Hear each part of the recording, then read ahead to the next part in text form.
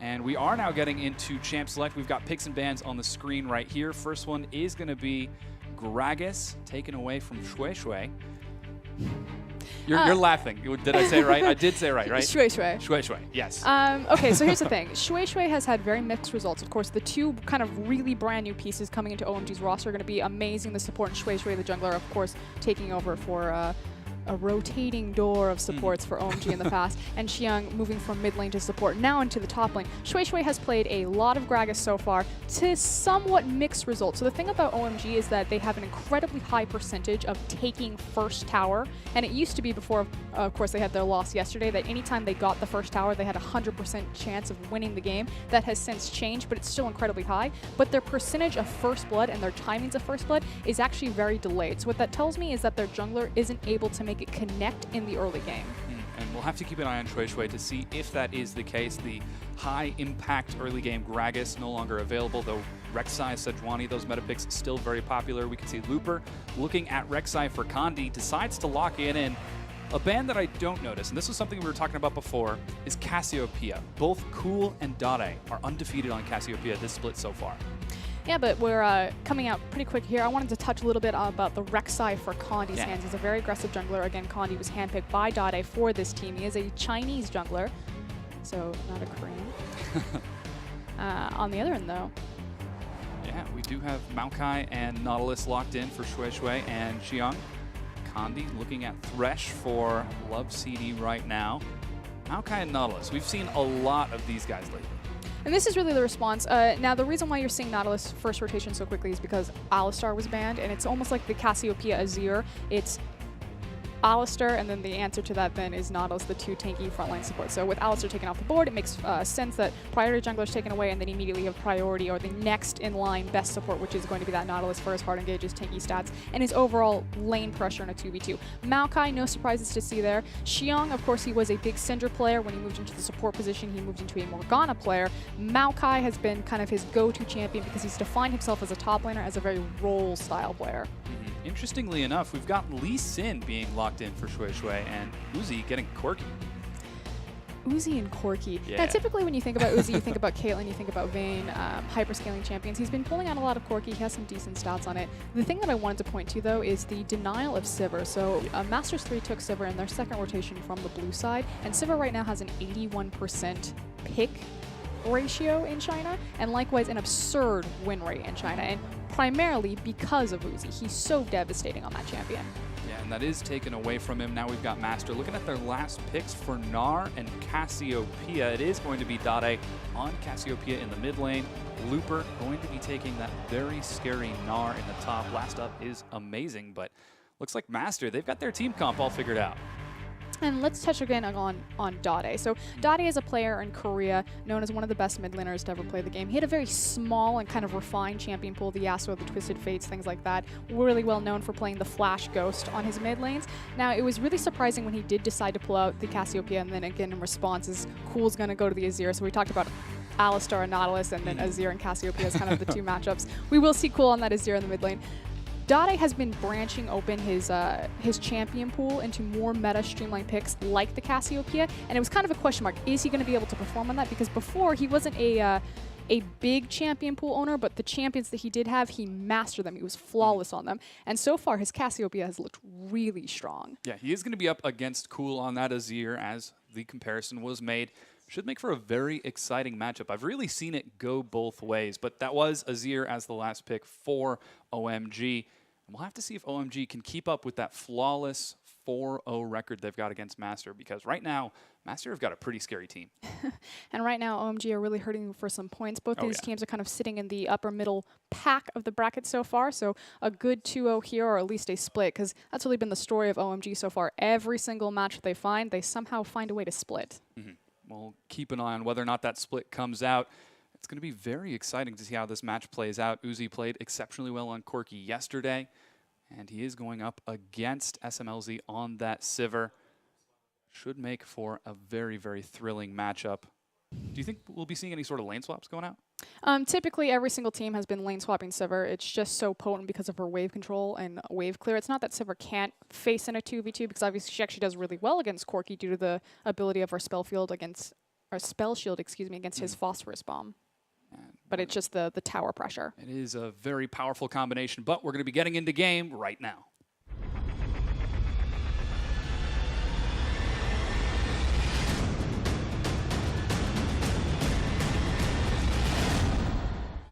All right, we have loaded onto the Rift. Thanks for tuning in, everyone. Again, it's Masters versus OMG. That's Oh My God Gaming.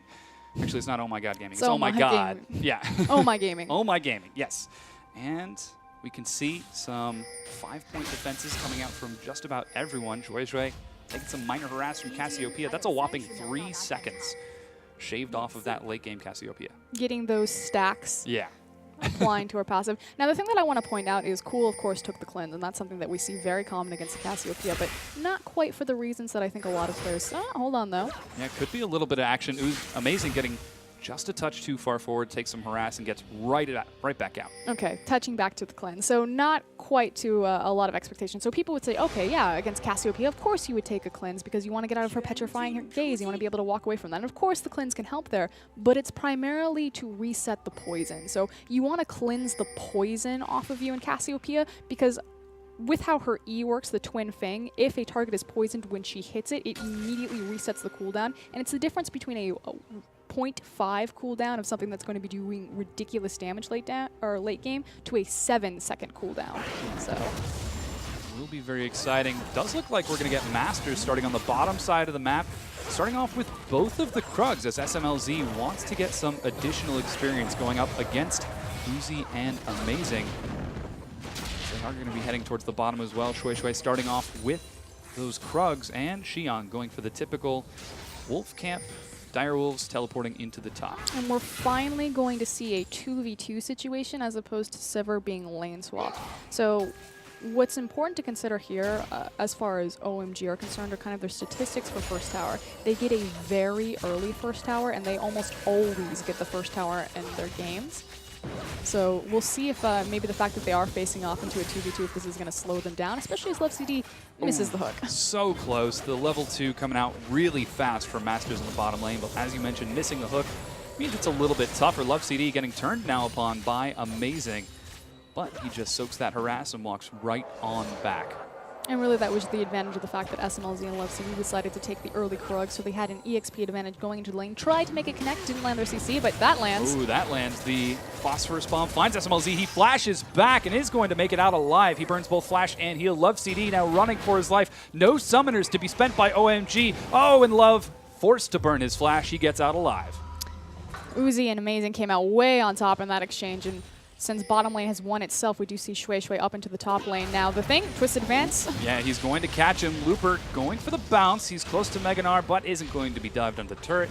Gets out alive. What I was going to say is it's so lovely to gank for a Maokai just because that Twisted Advance's W is going to give anyone with a skill shot in Nidalee, or in this case Lee Sin, pretty much a free Q and free damage onto that target, which you just saw there. Yeah, lots of harass coming out as SMLZ and W3D were forced out of lane. That's going to put Uzi in a pretty comfortable position. You can see he's already almost 2 full minion waves up, and you mentioned the potency of that Corki into Sivir and how scary it would be if Sivir could just Spell Shield, but missing that Spell Shield costs so much. Here we've got Cool and Dade trading a lot of harass. Poke versus lane bully presence. Who is going to win? Well, they're both effectively lane bullies, but Cool just got the better position right there. Now, what's really interesting about Azir and Cassiopeia is they're both lane bullies, and they both have hyperscaling potential into the late game. Both kind of suffer a bit of a mid-game power trough. I think Cassiopeia's is much more severe simply because she's going to rely on stacking items like her tier. They're very core to her kit. So it's about, can Cool make plays when Cassio's slightly weaker than him, or is Dade just going to be given a free lane hyperscale and say, hey, Azir, I'll meet you in that late game. I'll be doing disgusting damage with my passive and stacking items. Yeah, it'll be interesting to see how that power trough works into that early tower stat you mentioned from OMG. They do like to take that very fast first turret, and if they can sort of transition through that early turret into several more and try to force themselves out of that early power trough nice and quick, then they can hit some pretty scary late game scaling. Amazing trying to go for some zoning. He's going to be taking a lot of damage here. if he can burn SMLZ's shield. Oh no, Kandi comes in from behind. It's suddenly a 3v3. Shui in the front line. He finds W3D2. He doesn't have flash. Flay knocks them all back. They're going to continue chasing. Shui jumps out. Amazing is going to be in the front now. Uzi trying to tank as best he can. Amazing running for his life. He's down to 100 health. The boomerang is dodged completely. He makes it out alive, but the Prey Seeker finds him for first blood. Remember that stat when we were talking about how OMG just aren't really successful in their first blood attempts? And it kind of tells me that maybe their ganks don't go quite according to plan. That was exactly what we were talking about in Champion Select. Shui comes in. Fortunately, though, Kandi was right there. The counter gank just didn't work out, but now in the top lane. Yeah, a bit of action as Looper and Xiang are trading back and forth, but it's not going to yield any fruit just yet. Xiang needs a bit more time to mature before he's going to start dropping some tasty soccer balls. Now, let's kind of talk about the fact... I see what you did there. Let's talk about the fact of where the first blood gold went. So it went on to Kandi into the jungle, so obviously kind of a sigh of relief for Uzi there is that it's not retaining its power inside the lane. He's not dealing with the Sivir that has the first blood. That said, it's now pressure on Kandi that he can take this early advantage that he's been given and continue to apply it across all of his lanes. You can already see he's going forward. Whoa, Xiang gets aggressive onto Looper with the flash level 6. To try to zone him out, and that's going to burn Looper's flash as well. Teleport's not going to be up for about another 1.5 to 2 minutes, so Looper just has to sit back and farm. It's finally setting down a bit. Let's talk about the double Doran's Blade from Uzi here. So something that I really love about Uzi's play style is that he contests every single creep. Anytime the enemy AD carry will step forward, Uzi will almost always make them punish for an auto, like he just did to SMLZ right there. The fact that he's willing to sink 800 gold in items that effectively won't build to anything just to win the lane, just to be that aggressive harass, poking you down whenever you step forward, is very characteristic of Uzi's play style. Because, I mean, he could have easily gone into a longsword and helped get to his Phage faster for the Trinity power spike on Corki. Seems like Uzi looking to get a little bit more aggressive this game. He is in that 2v2, and Masters didn't lane swap out of it. So while he was up maybe 2 minion waves earlier, he's just about dead even, and with the assist gold on SMLG, it's going to be probably pretty identical, if not a minor lead in favor of SMLZ, though you can see the lane pressure from Uzi is keeping SMLZ and W3D2 under their turret in the bottom lane, and that's forcing another response out of Kandi as he's making a beeline down to the bottom. And Uzi's going to continue to do this, to play that far forward, to be that aggressive, but meanwhile in the top lane we will have opposite side jungle pressure. So as soon as Kandi shows, I was going to say, as soon as Kandi shows on the map, I would expect Shui to step forward in there, but hook lands. The hook lands onto Uzi. The great dark passage tosses him right back in. He gets level 6, but not a lot of good that's going to do. Teleport coming in from the side. They're turning now onto Kandi. He's knocked out of his tunnel, being with a great knock up there. Flay. W3D2 has had some excellent flays so far. He's going to toss a death sentence, finds it. Phosphorus bomb gets the kill. Xiang tries to dive, but cannot find it. Uzi coming in from behind. The teleport comes in. He gets the kill, but he's going to trade his life back, and this could be 3 kills for M3 as Amazing is trapped by Looper. So much damage coming across. Maokai can't help at all. He is tossing out a building now. Mininar going in 1v2. You've lost all your tanky stats, friend. What are you going for? He gets the reset. He's going for the kill. Is he going to be able to? He gets it indeed, but he's going to die. No! Oh gosh, he finally does. An amazing trade in the bottom lane. Looper overcommits. He made the teleport late. He needed to take a kill there, otherwise it would have been all in vain, and he would have just wasted his cooldown and not gained any sort of advantage in return for it. Commits his life. It is a better trade for OMG in the end, especially because now that there's zero pressure bottom because everyone's dead, Cool and Shui immediately running into Kandi's jungle, take the red buff. Oh, they do succeed. Shui gets out of there just fine. Kandi going to be taking the long way around. Here's Dade. He could pincer them over the wall here. Knockout comes out. Flash slow is going to find Shui. He runs to the dragon, but the dragon finishes him off. Dade picks up the kill, and Cool runs away. Just could not get that shield up in time. Yeah. Good pinch maneuver from Master C right there. I wanted to talk about was kind of the god known for the, oh, his teleports are so amazing, he's always on time. Completely late right there. And then the other big thing was that Xiang got there first. Now, what's really interesting about Xiang is he actually has the highest kill participation of any of the top laners in LPL. And so, again, it's how do these stats work into the identity of OMG, and when they do something, they do it together. So again, their first bloods, the early ganks don't go quite so well. Shui is not really the primary carry of the team, but they're more about that 5v5, and when they do group up, when they do get that teleport from Xiang, things do happen for this team. Yeah, and that's exactly what we see from their stats. Xiang, he's 103, being involved in all the kills for OMG, and all of those kills have been in the bottom lane. Though Shui has been to the top 2 times, looks like he's going to be a 3 time after he clears out his Krugs.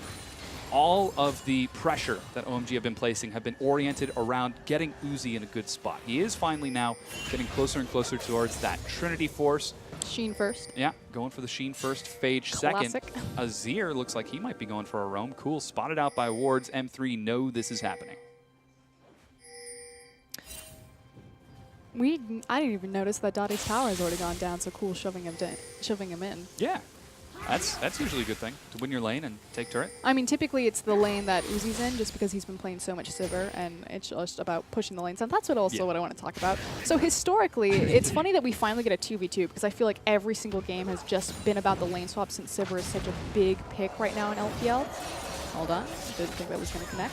Yeah. Uzi used to be, no matter if he had a losing lane matchup, he'd take the Vayne, he'd take the Janna, and he would always take it in the 2v2 because he knew, I can beat this guy, I can be better mechanically. So to finally see him again in his aggressive natural habitat of that 2v2 in the bot lane is really refreshing. Yeah, and it's yielding some pretty positive rewards. W3D takes a depth charge, just runs under his turret. Unfortunately, that turret doesn't provide shield. Rek'Sai going for the farm alarm. He's actually going to make it onto the right side of the jungle to find out that OMG are doing Dragon, but Masters have got no vision. They don't know this is happening. This could be scouted out by Condi. He's coming forward, just dropped his ward. Yeah, he sees that it's going down. Doesn't get the steal. OMG take the first Dragon free. And the only reason that OMG were able to take that Dragon for free is because of the pressure that Uzi and Amazing are exerting on the bottom side of the map. The fact that they have complete control of this lane, that they forced SMLZ to pop the on the hunt defensively to save W3D's life, gave them the go-ahead to take that free objective. Yeah, that puts OMG in a very comfortable position. And as I understand, OMG, they've got a pretty stellar stat for their first Dragons. They get it around 10 minutes, so they're just about a little bit late. Hold on, though. Condi looking for the Lantern knockup. W3D gave it away, though. He was like, oh, I'm Thresh. I'm walking forward aggressively. Don't mind me.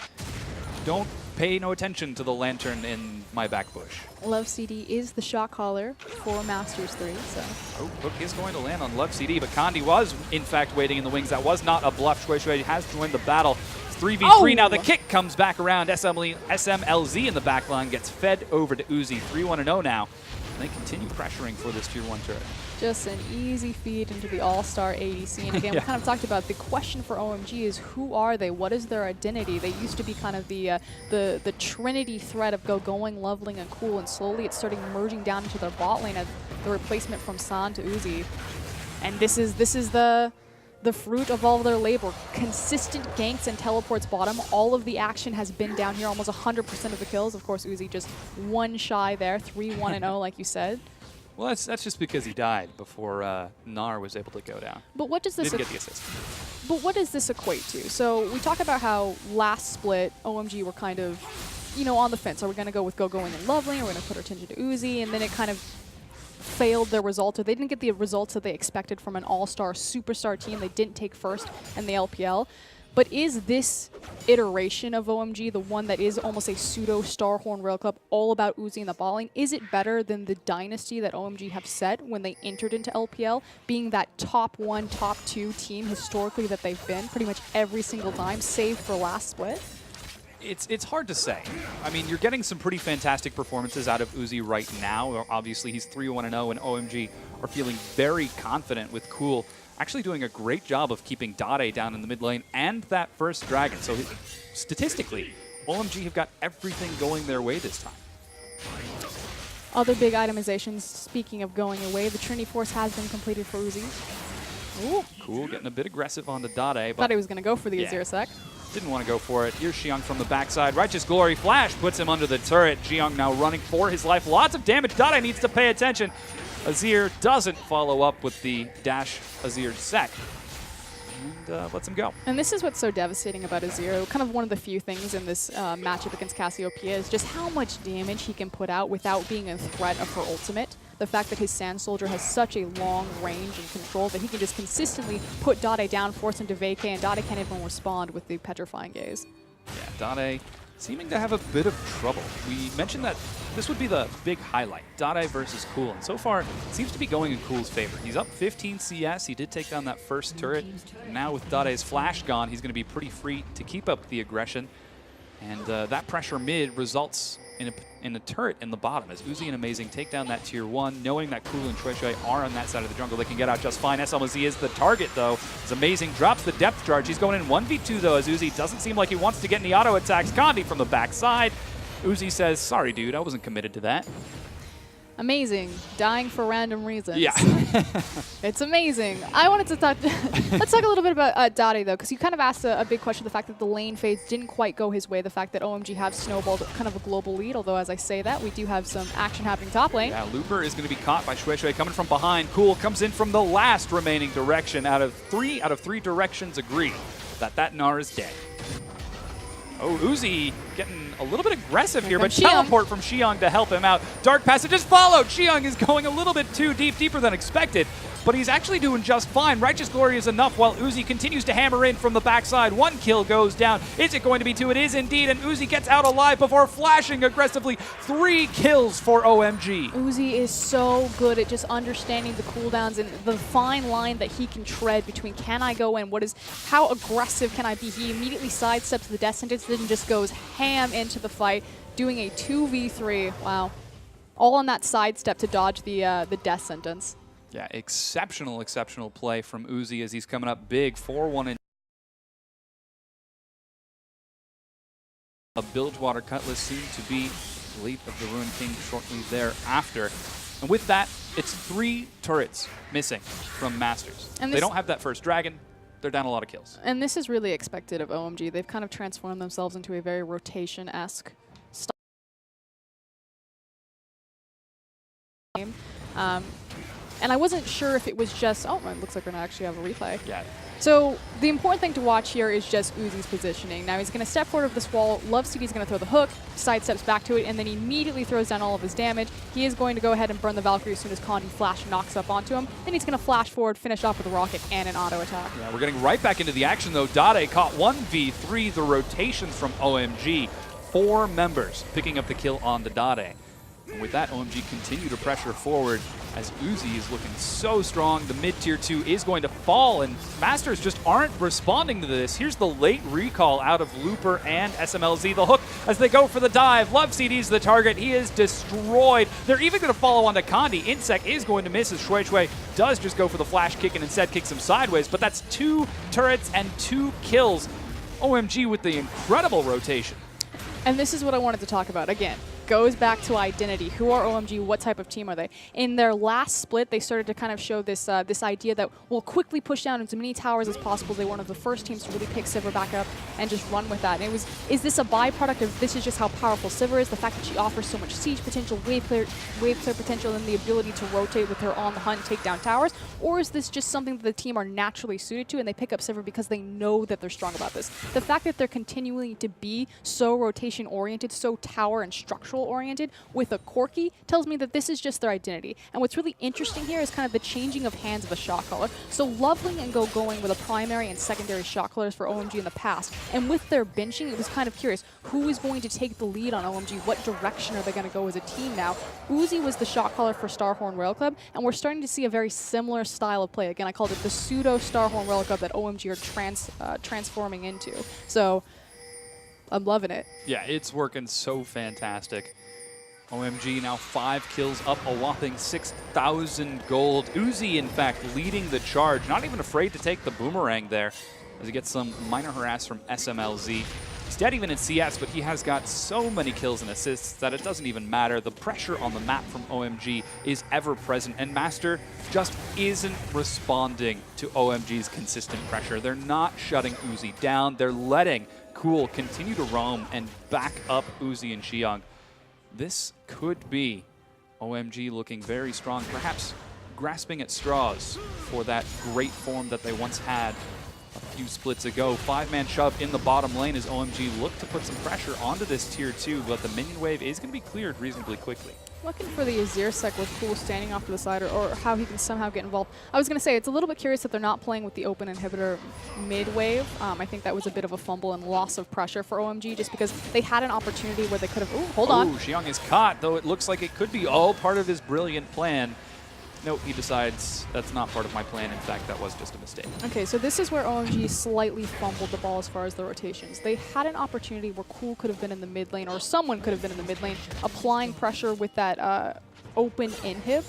Whereas, since they commit to having Cool just kind of standing above them in the jungle, looking for perhaps a pick on a rotation, they lose a lot of their momentum, and Looper is finally able to pick up that top tower and the first one for Masters 3.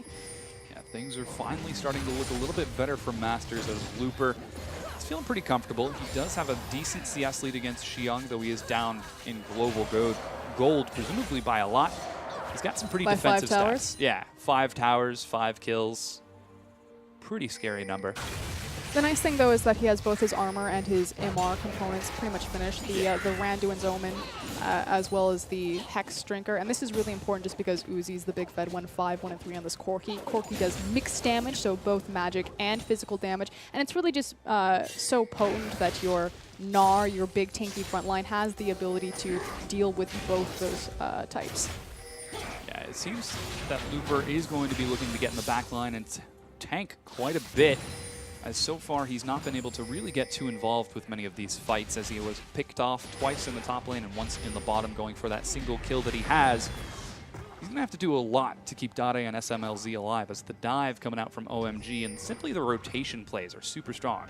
This is another rotation play as OMG find themselves in M3's blue side jungle. But if we're talking about the most efficient way to speed up this game, it's actually a little bit of a slow rotation. So after Dragon went down, effectively you have a 6-minute window to play to the top side of the map. OMG decided to play to the bottom side when we were talking about how Cool should have been in the mid lane, or they should have been applying pressure in both lanes. But because they had so much vision placed down there, because they had just taken the Dragon, they decided to play down their wards. Now that you see all of the wards have expired in that bottom side, Masters 3 red side jungle. So now picking up their vision, moving it over into Masters 3 blue side, trying to make their play for top while they wait for the next dragon to spawn. If they make a big pick here, it'll translate into a major objective. Flash from Dade comes out as he is forced to dodge the hook out of Amazing. This could be a bit of a window of opportunity, knowing that Dade can't exactly run away from a depth charge anymore.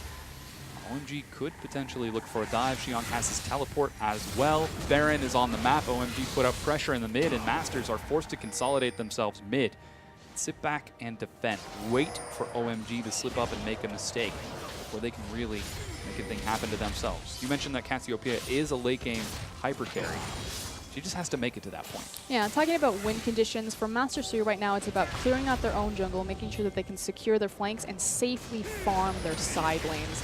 That said, OMG are going to punish this, force Master 3 to make a decision, force them to fight now, and forcing them to check Baron. Yeah, things are going down. We've got 2 members rushing over there as quick as possible. Looper is opting to teleport in. Let's see if he can make it in time. The hook is going to find they turn it into a fight and secure the Baron. This is exactly what OMG wants. Shui Shui in the front line. He kicks Dade right back in. Uzi, untouched in the back of the pit, is shredding through Master's health bar as Looper goes low. Dade falls. Looper is going to be the next to fall with a great Mega Gnar. He's stalling this out. Could he actually go for the kill here? Flash from Uzi to get out. He gets out alive. 4-5 members dead, and ace from OMG. Okay, let's talk about exactly what you said, the fact that Uzi was so untouched in the backline for so long. That said, he did fumble the backside of the fight. He actually Valkyried into Looper, and we saw if Uzi wasn't as far ahead as he was, he wouldn't have been able to pull an aggressive maneuver like that. That said, Uzi's pretty good at understanding kind of the power that he has, so I'll give him that one. With the free Baron, with the free ace, it's going to give OMG a free inhibitor, and frankly, this should be a game, set, match for Masters 3. Yeah. OMG are looking very strong with this, and Masters, yep, there's the surrender vote right there. Masters decide that, you know what, when it's time, and it's time to end the game. So, Masters, unfortunately, losing to OMG with that match. Very, very impressive play from Uzi with that. He really came up big, and like you mentioned, he was kind of gambling with the numbers a little bit at the end, but I guess he had enough of an advantage. It's about, again, I'm going to keep hammering this over until we have a clear definition of who these teams are. What are Masters 3? Where are the power for them? Who is the hinge in which they swing? You would think it would be Dade, that Masters 3, that team was built for Dade. It's for him to succeed. But unfortunately, on late game scaling champions, on really lane fragile champions, he just hasn't been able to put it together. And OMG, they put all the resources bottom lane into Uzi, and it pays off every single time. Yeah, the identity for OMG really coming together with this, and they continue with their 5-0 win rate against Masters Gaming. Now we're going to go ahead and take a quick break. When we come back, we're going to see game number 2 of Masters versus OMG. Don't go anywhere.